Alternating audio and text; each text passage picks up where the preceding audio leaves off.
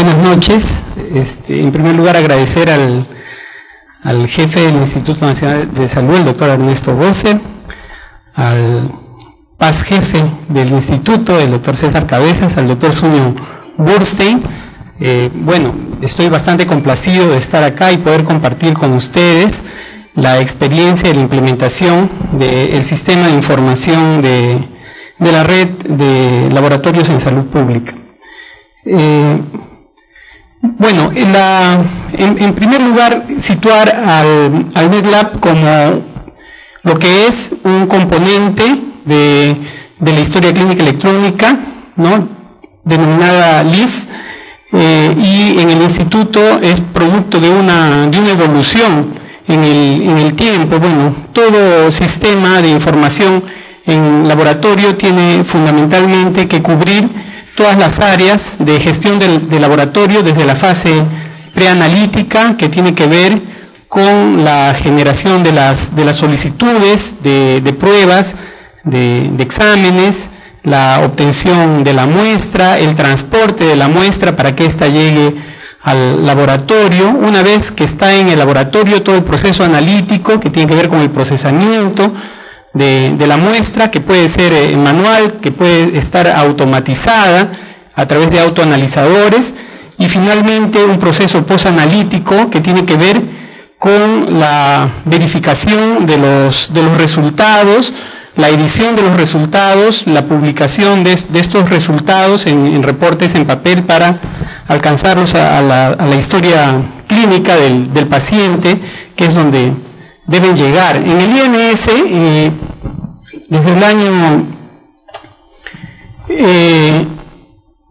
desde el fin de los 90 se empezó a automatizar el sistema de laboratorio, un sistema que se llamaba SysLab, y después entre el 2000 y 2007, con el apoyo del Departamento de Defensa de los Estados Unidos, se pudo implementar un sistema denominado FLIS.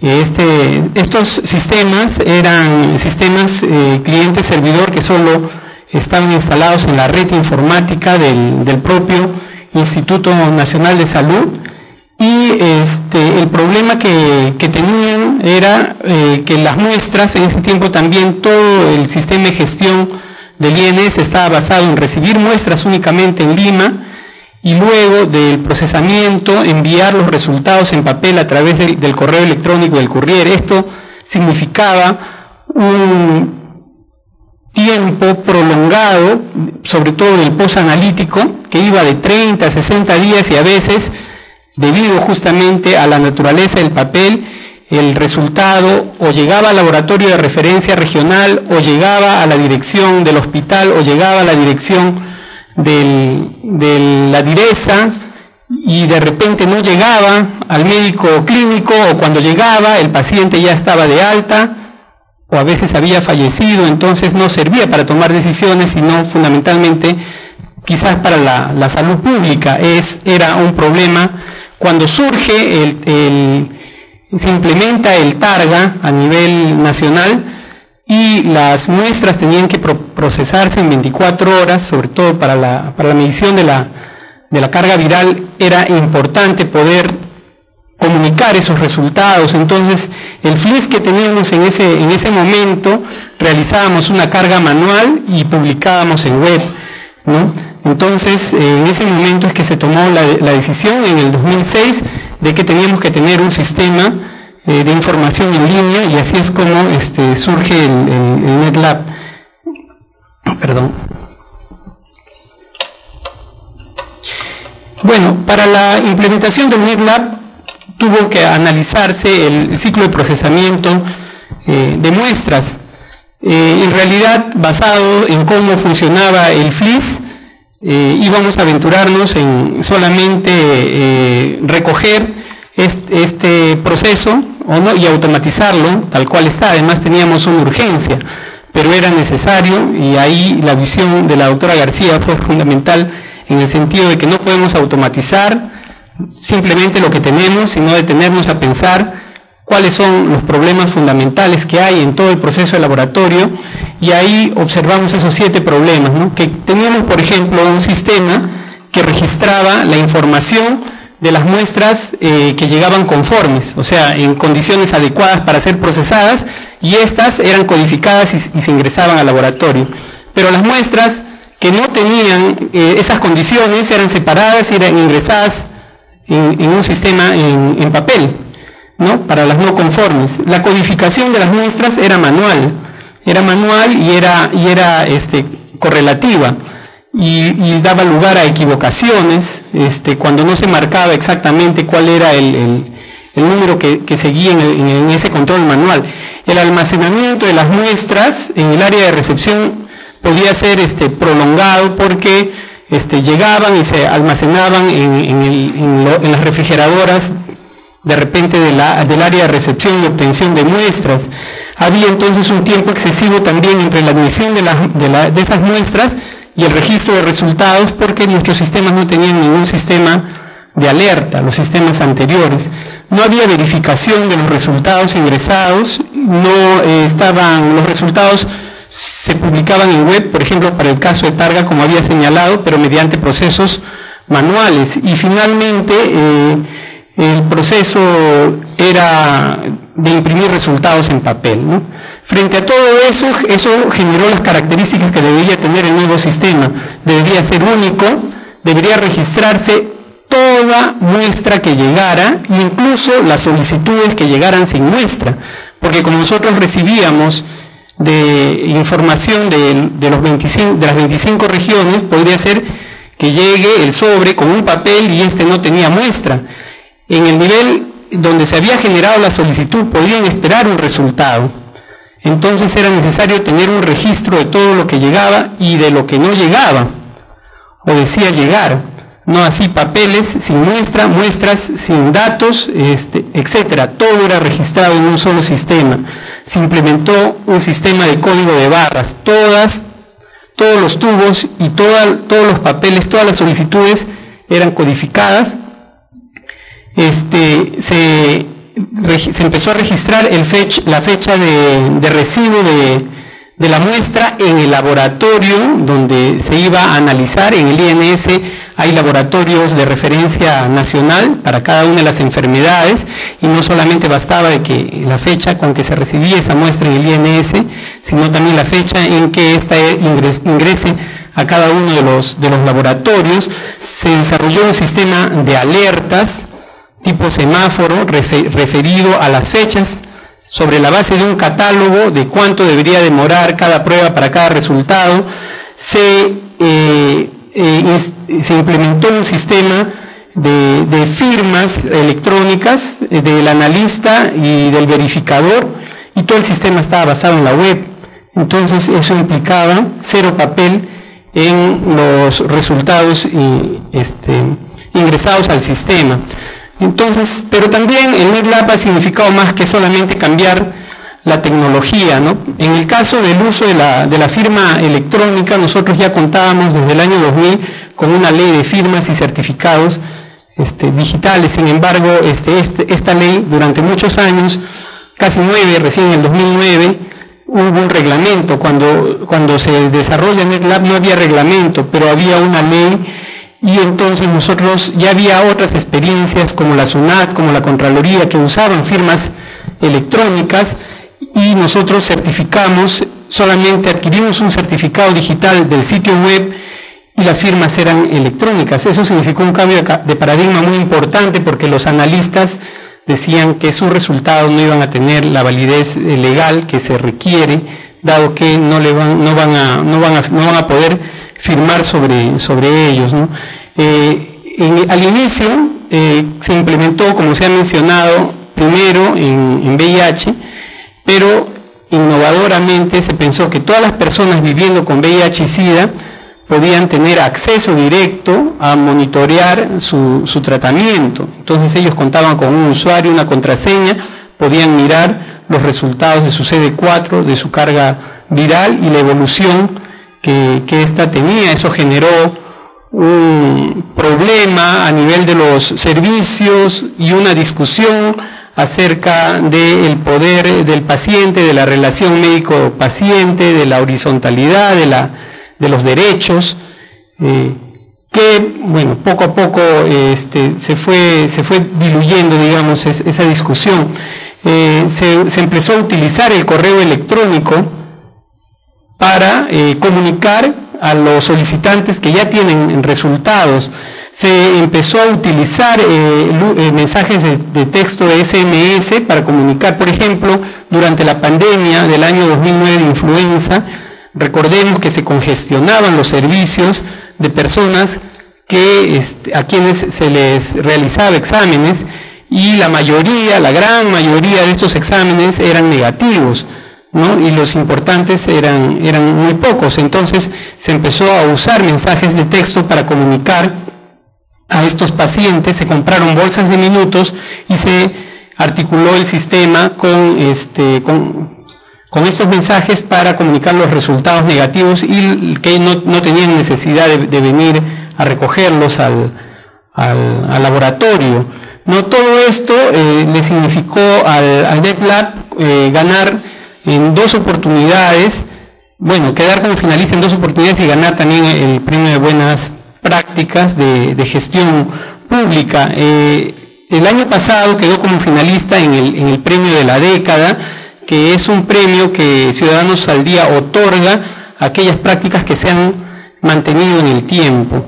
Y otro aspecto importante a destacar es que el NetLab, además de ser un sistema de gestión de resultados, también ha servido de soporte a los programas de evaluación externa del desempeño de los laboratorios, para varios laboratorios, para Bartonella, para malaria, pero en malaria la experiencia ha sido incluso internacional. El NetLab ha sido utilizado por la OMS para el programa de evaluación externa del desempeño en todo el continente de las Américas, en el caso del diagnóstico de malaria, enviando paneles de láminas y ingresando resultados en este sistema.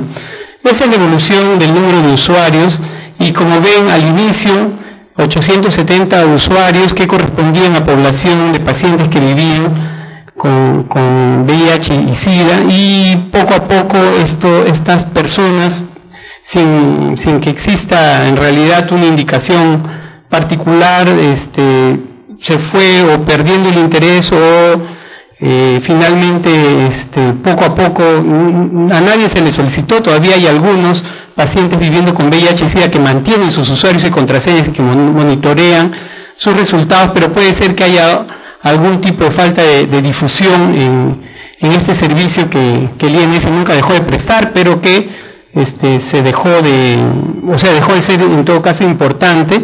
Las claves han ido caducando.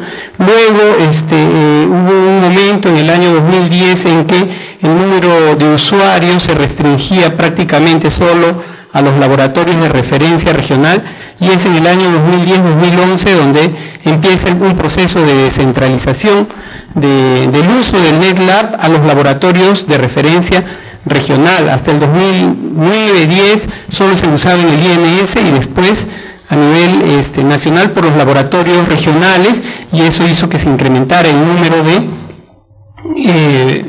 de usuarios y ahora que consultaban pruebas.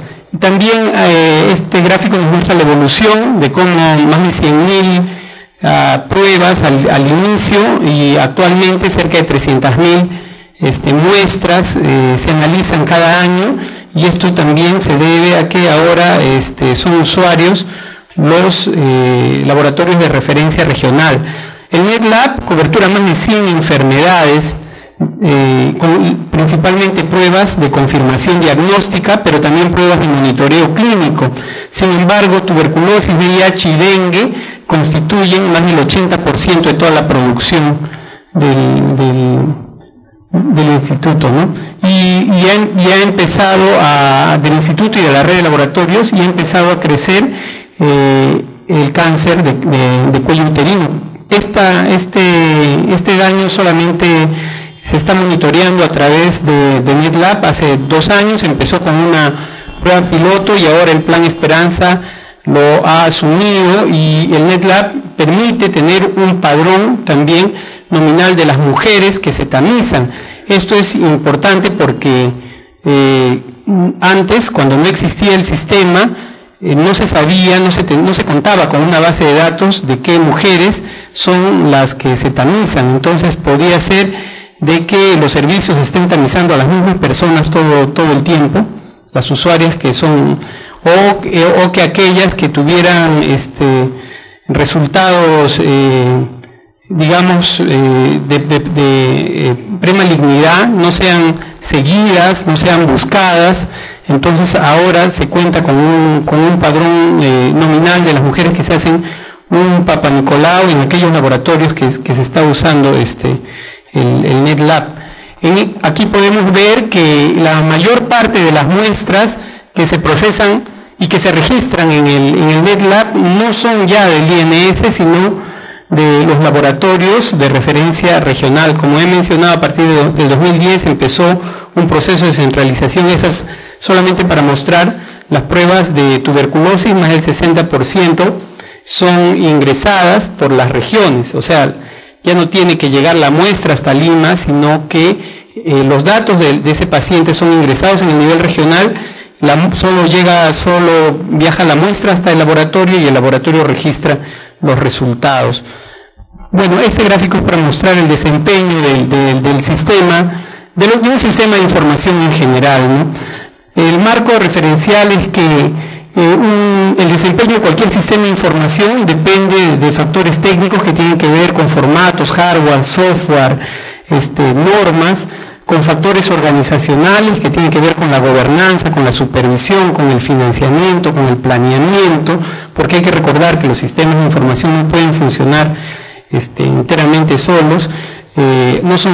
Muchas veces se confunde el desarrollo de una aplicación TIC con que esta puede automáticamente funcionar sola. Tiene que tener un proceso de gestión, de administración, y esos factores organizacionales juegan un papel importante en su desempeño, ¿no?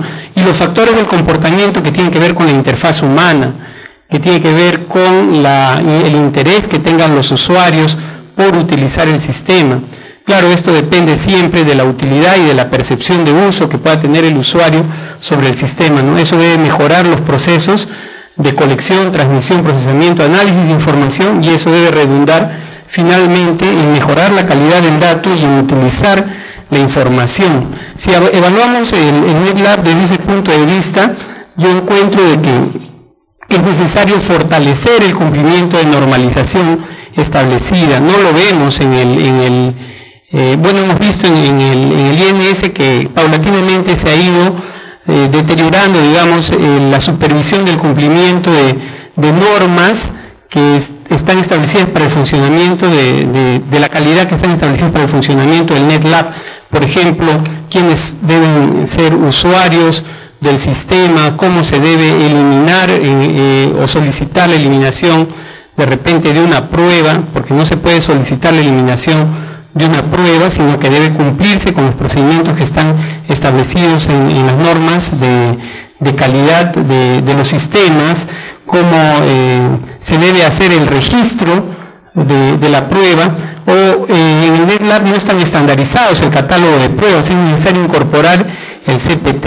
Las pruebas toman el nombre, tienen una versatilidad para poder crear una nueva prueba, y esto muchas veces juega en contra del propio sistema, porque al no tener un código basado en un catálogo único, yo le puedo poner un nombre, pero ahora que estamos entrando justo en la era de la interoperabilidad con todos los sistemas de historia clínica electrónica, no va a poder interoperar si es que no incorpora el CPT. Debe haber una mejora de la infraestructura tecnológica, porque fue importante en su momento, pero es necesario tener en este momento una herramienta que soporte los nuevos estándares que se están solicitando. En los factores organizacionales es necesario contar con un equipo permanente de gestión del NetLab. Durante mucho tiempo se ha dejado el NetLab a cargo de un solo ingeniero y de los analistas que le solicitaban cómo es que debe funcionar el sistema, qué pruebas debe crear, qué resultados debe tener, etcétera. Pero en realidad debería tener todo un equipo de gestión que trabaje la supervisión, que trabaje el planeamiento ¿no? Debe tener financiamiento para sus actividades, ¿no? Un presupuesto que le permita realizar este manejo, que le permita hacer la supervisión, por ejemplo, del uso del dato en los niveles regionales, y debe desarrollar en cuanto a factores del comportamiento, mejorar las competencias del personal para el análisis de la información. Sigue pendiente, por ejemplo, de que el NetLab se convierta de un sistema de información a un verdadero sistema de vigilancia basada en el laboratorio, y eso pasa por fortalecer las competencias técnicas para el análisis de la información, para la vinculación de la información del NetLab con la información que existe, que es recogida por otros sistemas, principalmente por el NOTI, por ejemplo, por epidemiología, que tenga interfaces con el sistema de la vigilancia epidemiológica a nivel nacional. Y el NetLab también forma parte de lo que mencionaba Walter en cuanto al marco del desarrollo de los sistemas de información del Ministerio de Salud. En el Ministerio de Salud es un mandato de la reforma contar con un sistema integrado de información en salud, y hemos tenido una serie de desarrollos en ese sentido. Por ejemplo, los identificadores estándar de los datos en salud. Tenemos ya un registro nacional de establecimientos de salud, tenemos un observatorio de recursos humanos en salud, tenemos a la RENIEC, que nos ha proporcionado la posibilidad de poder identificar a las personas en los sistemas web ingresando solamente el DNI. Tenemos una base de datos de pacientes, por ejemplo, que cuenta su salud con más de 25 millones de personas identificadas, y a qué seguro, a qué tipo de afiliación pertenecen. El certificado de nacido vivo que ha mencionado Walter, y esperamos antes que termine este año, ojalá no antes que termine esta gestión presidencial, contar con el certificado en línea de las defunciones también, que ya está también bastante avanzado, y hemos construido un padrón nominal. Estas bases de datos deben servir para que funcione la historia clínica electrónica y diferentes sistemas de gestión hospitalaria que puedan tener los hospitales, y estamos empeñados en transformar, en dar el salto tecnológico también en el MINSE, de convertir el GIS en un GIS basado en la web, pero que todos los sistemas de gestión hospitalaria y las historias clínicas interoperen con el Registro Nacional de la Historia Clínica Electrónica, y que todos los sistemas interoperen. Por eso es que es necesario que el NetLab, así como cumple, por ejemplo, el estándar de identificación de la persona con el DNI, empiece a cumplir otros estándares, como el uso del CPT para el registro de los datos, o incorporar también a HL7 para poder interoperar con los otros sistemas de historia clínica electrónica. Y como se ha aprobado la directiva del REUNIS, que también la ha mencionado, esto es el REUNIS. El REUNIS es un repositorio único nacional de información en salud, que debe recoger información de todos los sistemas, los debe complementar y debe poner a disposición de todos los niveles y según sus necesidades de la academia, para hacer investigación, para producir más conocimiento de los gestores de todos los sistemas de salud desde el nivel local. Debe combinar información extra institucional más allá del MINSA y también y información que sale de las encuestas que hace el INEI, con el propósito de generar análisis y gestión del conocimiento, contar con cubos de información, con tableros de mando, con observatorios, y que nos permitan automatizar rápidamente el cálculo de todos los indicadores que se necesitan para hacer el seguimiento de la gestión. Ese es el interés. Yo pienso que el NetLab ha sido importante en su momento, pero este es un momento también de pensar en los nuevos retos que tiene para poder integrarse a todo el sistema de información en salud. Bueno, eso he querido compartir con ustedes. Muchísimas gracias.